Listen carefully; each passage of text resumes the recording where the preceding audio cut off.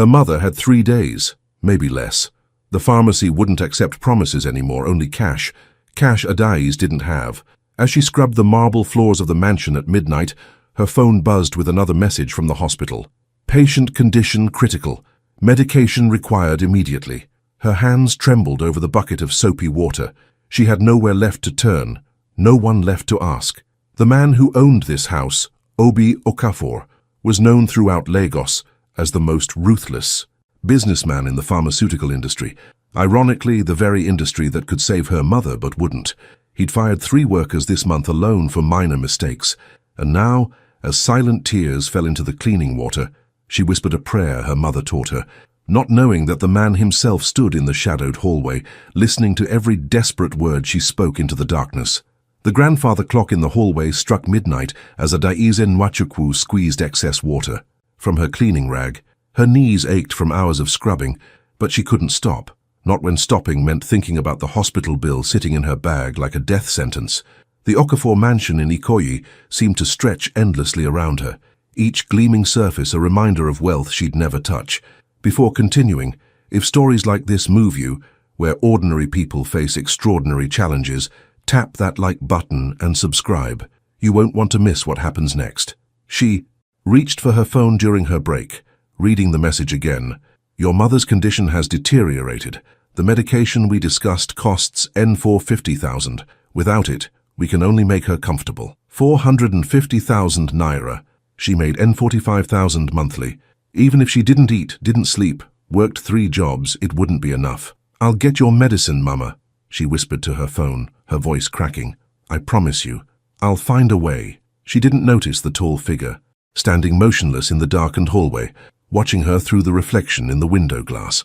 Obi Okafor had built his pharmaceutical empire on precision and ruthlessness. At 38, he'd clawed his way from the crowded streets of Mushin to the heights of Lagos society. And he'd done it by never showing weakness, never showing mercy. His employees feared him. His competitors respected him. His own family kept their distance. He'd come downstairs for water and found instead this. Scene, his newest housemaid, hired just 2 weeks ago, crying over her phone in his spotless hallway. He should have announced himself. He should have reprimanded her for using personal time during work hours. Instead, something in her whispered words froze him in place. Please, God, Adaize continued, unaware of her audience. Just show me a way.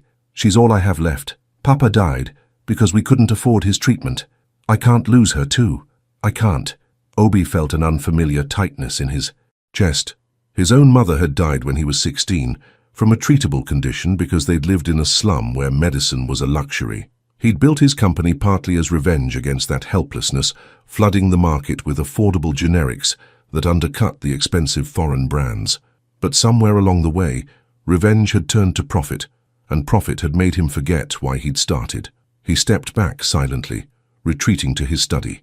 Sleep wouldn't come that night. The next morning, Adaize arrived at 6 a.m. as required, her eyes red but her uniform impeccable. She moved through the kitchen preparing breakfast with practiced efficiency, her face carefully blank. Obi watched her from the doorway, noting details he'd never bothered to notice before.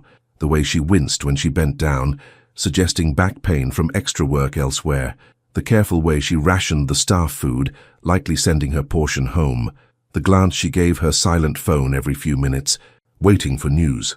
Your name is Adaize? He asked suddenly. She jumped, nearly dropping the tray she carried. Yes, sir, Mr. Okafor. I'm sorry, I didn't see you there. How long have you worked here? 2 weeks, sir. Her voice was steady, professional. Is something wrong if I've made any mistakes? No mistakes. He studied her face. Young, maybe 25, with the kind of exhaustion that went deeper than physical tiredness. Your references said you worked 2 other jobs. Fear flickered across her features. It doesn't interfere with my duties here, sir. I'm always on time and I complete all tasks. I didn't say it was a problem. He poured himself coffee, aware of her confusion. He was never this conversational with staff. What are the other jobs? I clean offices at night in Victoria Island, and I work mornings at a restaurant in Surulere before coming here. 3 jobs. No wonder she looked half dead. That's quite a schedule. I manage, sir. The formal distance in her voice irritated him irrationally. He'd built that distance himself, insisted on it, fired people for being too familiar, Now it felt like a wall he'd constructed around his own isolation. What's your take? Can people really change? Or are we all prisoners of who we've become? Drop your thoughts below. There's a staff meeting at noon, he said abruptly. Be there. Yes, sir. He left before he could say anything else, anything that might reveal he'd overheard her midnight prayer. Obi Okafor didn't do sentiment. He'd forgotten how, if he ever knew. But as he sat in his study reviewing pharmaceutical supply chains, the numbers blurred into the image of a young woman whispering desperate promises to her dying mother. And for the first time in 20 years, his perfectly controlled world felt like a cage. Do you believe that encounters change destiny? Write yes to separate that you are here with me. The staff meeting was brief and typical.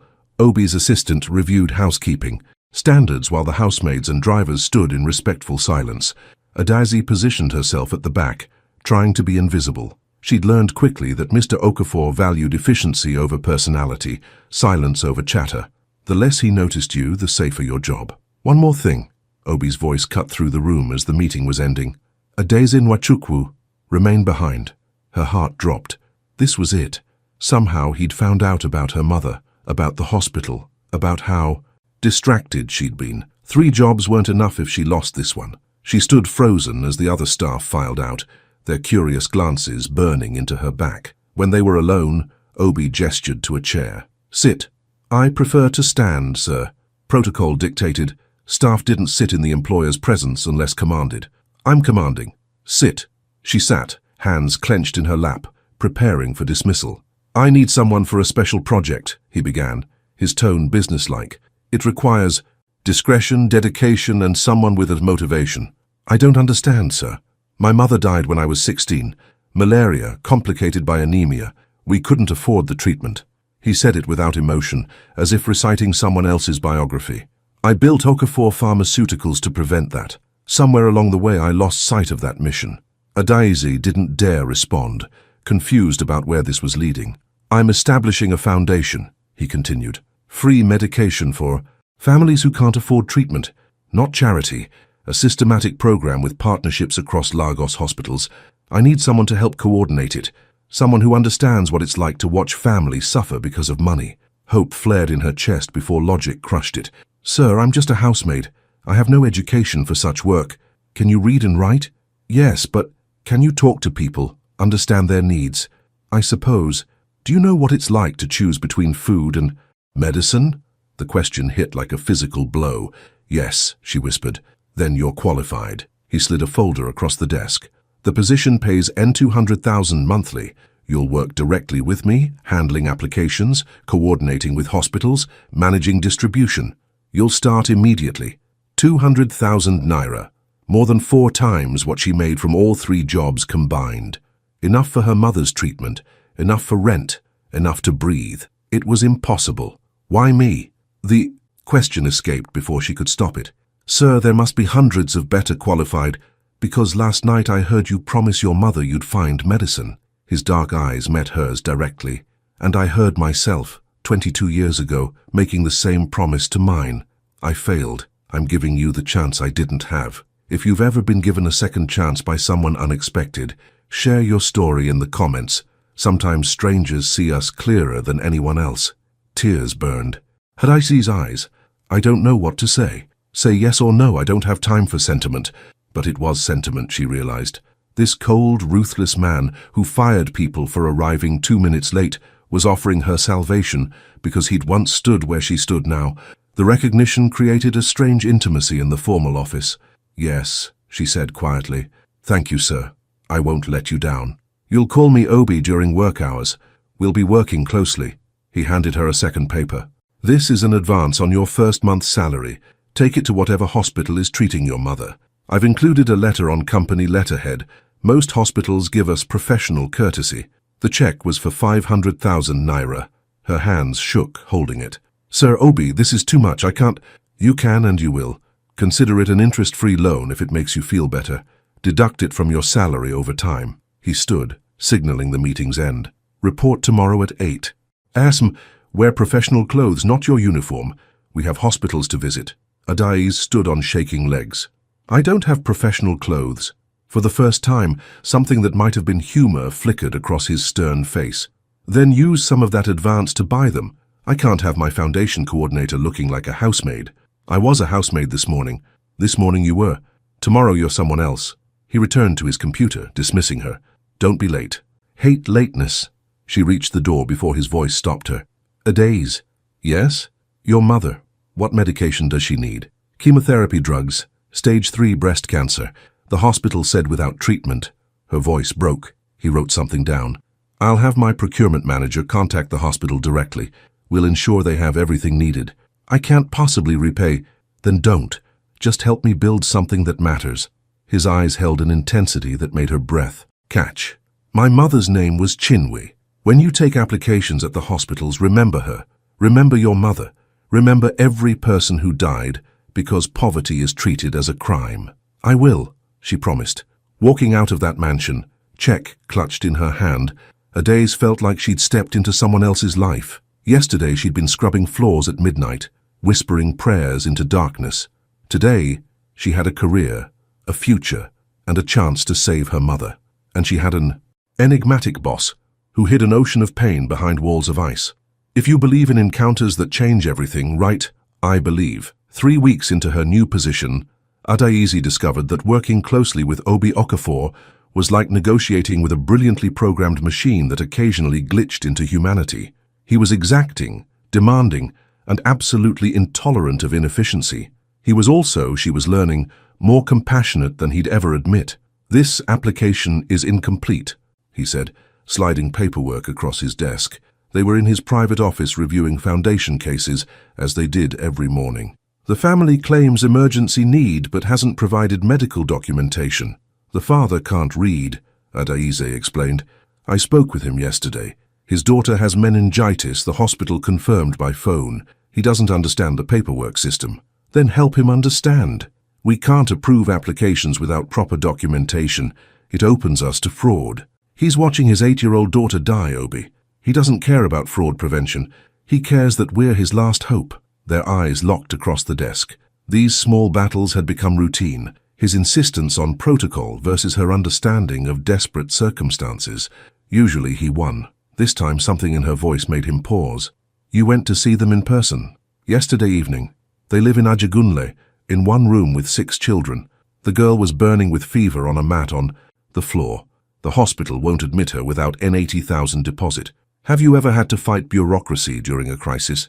Tell us how you handled it in the comments. Your experience might help someone else. Obi leaned back in his chair, studying her. You're supposed to review applications, not conduct home visits. The application didn't tell the whole story. Applications aren't supposed to tell stories. They're supposed to provide data. People aren't data. The silence stretched between them, charged with something Adaize couldn't name. Finally, Obi pulled the file back, signed it with a sharp stroke, and handed it to her. Approved. But next time you go to Ajagunle, take the driver. That neighborhood isn't safe after dark. I can't tie up your driver for it's my driver and my foundation, which makes it my decision. His tone was sharp, but his eyes held concern. You're no use to these families if you get hurt trying to help them. It was the closest thing to personal worry he'd expressed. Adaize felt warmth spread through her chest. Dangerous warmth she had no business feeling for her employer. Yes, sir. Obi, he corrected automatically. How's your mother? The question surprised her. He asked every few days, always casually, but she'd learned he never asked anything casually.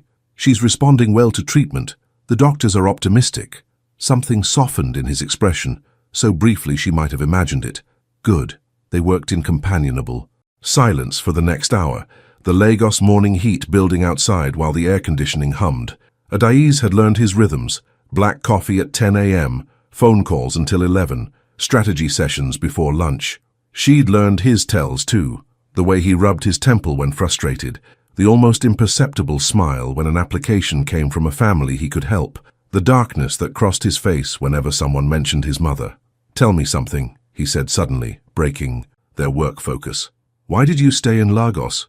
With 3 jobs barely covering expenses, why not move to a smaller city where life is cheaper? The personal question caught her off guard. My mother's doctors are here, and...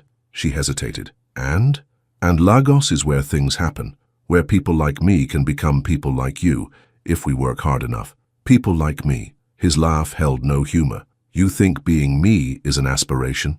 You built an empire from nothing. You employ thousands. You're changing lives. I'm a ruthless businessman who spent 20 years caring more about profit margins than people. He stood, walking to the window overlooking Lagos sprawl. Don't make me heroic, Adaeze. I'm offering redemption, not charity. There's a difference. She joined him at the window, keeping a professional distance. Why does it have to be one or the other? Why can't it be both? He looked at her then, really looked at her, and she saw the loneliness that lived behind his carefully controlled exterior. This man who had everything had somehow ended up with nothing that mattered. You're quite persistent, he said quietly. I'm from Enugu. We're known for persistence. And stubbornness? That too. The almost smile appeared again. I'm beginning to notice. The moment stretched, became something else, something that made Adaeze's pulse quicken, and her professional boundaries feel suddenly flimsy. She stepped back carefully. I should process these applications. Yes, you should. But neither moved, and in that suspended moment, Adaeze understood that something had shifted between them. The employer-employee distance was cracking, revealing something more complex underneath, something that both thrilled and terrified her. Her phone buzzed, shattering the moment. A message from the hospital. Her mother's test results were improving. She smiled, tears pricking her eyes. Good news? Obi asked. The best. Her white blood count is stabilizing. Then we should celebrate. He seemed surprised by his own words. Dinner tonight. There's a restaurant in Lekki that serves excellent Igbo food. I assume you eat Igbo food? I'm Igbo, so yes. She laughed, then sobered. But I don't think... It's a business dinner. We can discuss the foundation expansion. His tone was formal again, professional, but his eyes held something warmer. Unless you have other plans. She should say no. Every instinct screamed that crossing this line would complicate everything. But she heard herself say, what time? 7. I'll pick you up. After she left his office, Obi remained at the window, watching Lagos pulse with life below. He was playing with fire. He knew it, but he hadn't felt this alive in 20 years. Adaeze Nwachukwu, with her persistent compassion and stubborn hope, was thawing something in him he'd thought frozen beyond revival. And that, he realized, was more dangerous than any business risk he'd ever taken. If this kind of story touches your heart, leave a like so I know I should bring more. The restaurant in Lekki was elegant but unpretentious. White tablecloths, soft jazz, and the rich aroma of ofe nsala and ukwa. Adaeze felt conspicuous in the simple but professional dress she'd bought with her advance, surrounded by Lagos elite in designer clothes. Obi, in casual slacks and a fitted shirt, looked more relaxed than she'd ever seen him. You look nervous, he observed as they were seated. I've never been to a restaurant like this. What kind of restaurants are you used to? The kind where you eat standing up at a buka counter. She smiled to soften the truth. My family couldn't afford places like this. Neither could mine. He ordered without looking at the menu. Ofe oweri, bitterleaf soup, pounded yam. My mother used to cook this every Sunday when we lived in Mushin. She'd save all week to buy the ingredients. It was the most personal thing he'd shared. Adaeze leaned forward, drawn by this glimpse behind his armor. What was she like? Strong. Funny when she had energy, which wasn't often. She worked 3 jobs too. He met Adaeze's eyes. She used to tell me that poverty wasn't permanent, just a temporary condition we had to outwit. She believed I'd be somebody important one day. She was right. She died before she could see it. The old pain flickered across his face. The night she died, I was supposed to be home with medicine. Instead, I was at my part-time job, trying to earn money for that. Medicine? I came home to find her gone. I'd chosen wrong, worked when I should have been present. What would you do? Chase the solution or be present in the moment? These questions haunt us. Share your thoughts below. You were 16, Adaeze said gently. You were trying to save her. I failed. You were a child doing everything you could. You didn't fail. The system failed you. The same system you're changing now. He was quiet for a long moment. You have a remarkable ability to reframe tragedy. My mother taught me that perspective is survival. When Papa died, she could have drowned in grief. Instead, she taught me to channel it into purpose. Your mother sounds like a warrior. She is. Thanks to you, she still is. The food arrived, interrupting the moment but not the connection building between them. They ate and talked about Lagos, about the foundation, about the families they'd helped. But underneath the safe topics ran a current of something deeper, an understanding. born from shared pain and hard-won hope. Tell me something nobody knows about you, Obi said suddenly, pouring palm wine into her glass. That's a dangerous question. I'm a dangerous man, she laughed. You're not dangerous. You're scared. His eyes widened. Excuse me? You build these walls, this reputation for ruthlessness, but underneath you're terrified of connection because everyone you've loved has left. Your mother died, your father, I'm guessing, wasn't present, and you learned that caring costs too much. The silence that followed was deafening. Adaze immediately regretted her boldness. She'd overstepped catastrophically. I'm sorry, she began. I shouldn't have... You're right. His voice was quiet, stripped of its usual command.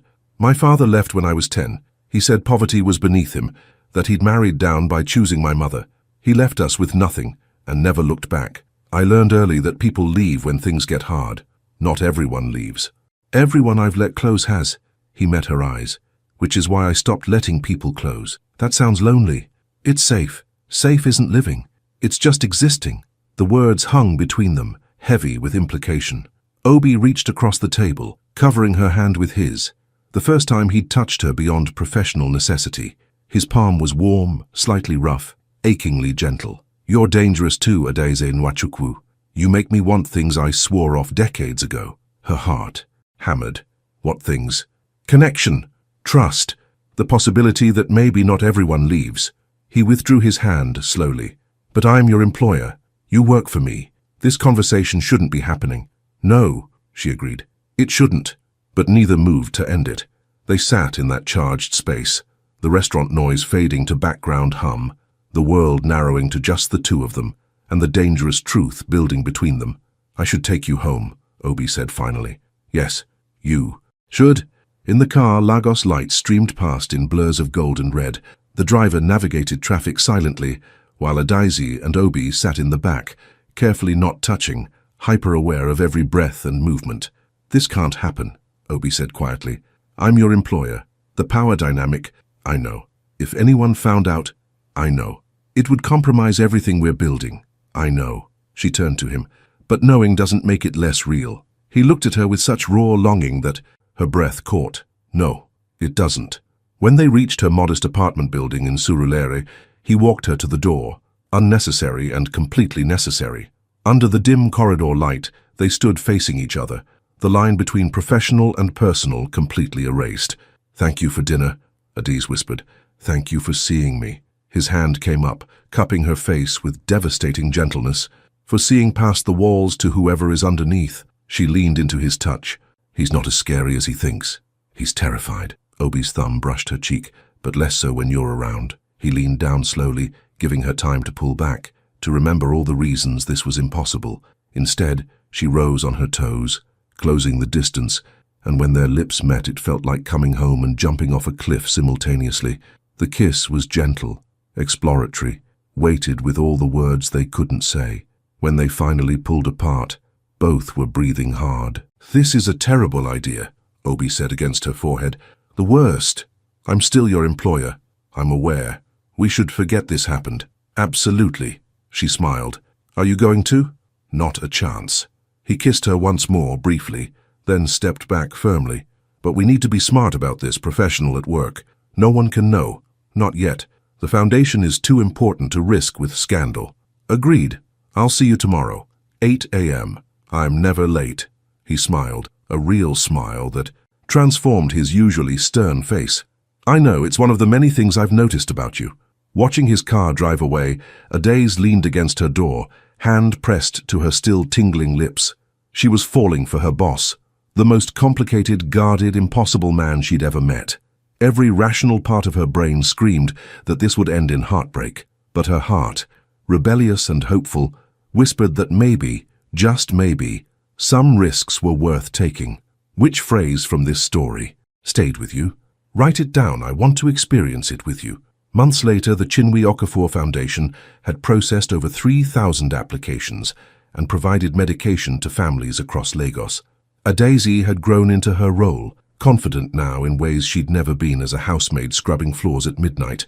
Her mother, fully in remission, volunteered at the foundation twice a week, processing applications alongside the woman who'd given her daughter a future. But the foundation wasn't the only thing growing. So was the secret relationship between Adaise and Obi, careful, hidden, and increasingly impossible to contain. "We need to talk," Obi said during one of their late-night work sessions. The office was empty, Lagos dark outside the windows. "This is getting complicated." Adaise looked up from her computer. "What is?" "Don't." He came around the desk, pulling her to her feet. "Don't pretend you don't know. I can barely concentrate when you're in the room. Every decision I make, I'm thinking about how it affects you. Every risk I take, I'm calculating how it might hurt you. Is that so terrible? It's unprofessional. It's irresponsible. It's—" He kissed her, cutting off his own protest. "It's everything I swore I wouldn't do." She kissed him back, months of pent-up longing pouring into the connection. They'd been so careful, separate cars, no public appearances, maintaining perfect professional distance at work, but the walls were cracking. "So what do we do?" she asked when they finally broke apart. "I don't know." He rested his forehead against hers. "I'm 40 years old, Adaise. I built my life on control, on maintaining emotional distance. Then you showed up, crying in my hallway about medicine for your mother, and every defense I'd constructed for 20 years crumbled. I was terrified that night. I thought you'd fire me for using personal time at work." "I almost did." He smiled ruefully. "But then you whispered that promise, 'I'll find a way.' And I heard my 16-year-old self making the same promise I couldn't keep. You were everything I'd once been, desperate, determined, refusing to give up even when logic said there was no hope. Real love. Does it find us when we're ready or when we need it most? Drop your answer in the comments. Your perspective matters. And now you're everything I didn't know I needed. You've made me remember why I started this company, why any of it matters. You've made me feel again, Adaise, and it's terrifying and wonderful, and I don't want to stop." "Then don't." She cupped his face. "Stop overthinking this. Yes, you're my employer. Yes, there's a power dynamic, but I'm also a grown woman making my own choices, and I choose you. I choose this, whatever this is. People will talk. They'll say I'm taking advantage. Let them talk. I know the truth. You know the truth. Your mother will have concerns. My mother adores you.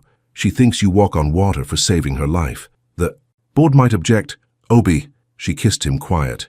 "Stop building walls, stop planning for disaster. For once in your life, just be present in something good." He stared at her, then laughed, a genuine, unguarded sound she'd rarely heard. "When did you get so wise?" "I learned from watching a brilliant, stubborn man build something meaningful from nothing. He taught me that persistence pays off. I taught you stubbornness. You taught me hope." He pulled her close. "I love you, Adaise. I've loved you since that first staff meeting when you argued with me about documentation requirements.